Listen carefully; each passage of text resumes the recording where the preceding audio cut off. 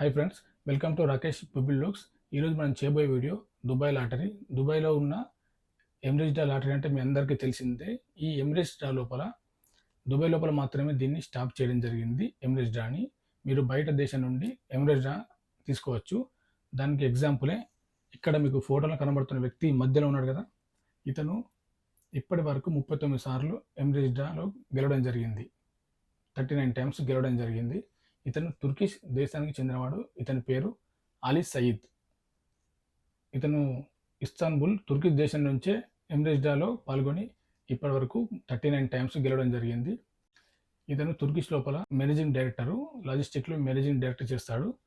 అక్కడ జాబ్ చేస్తూనే ఎమిరేట్స్ డ్రాలో లాటరీ తీయడం జరిగింది.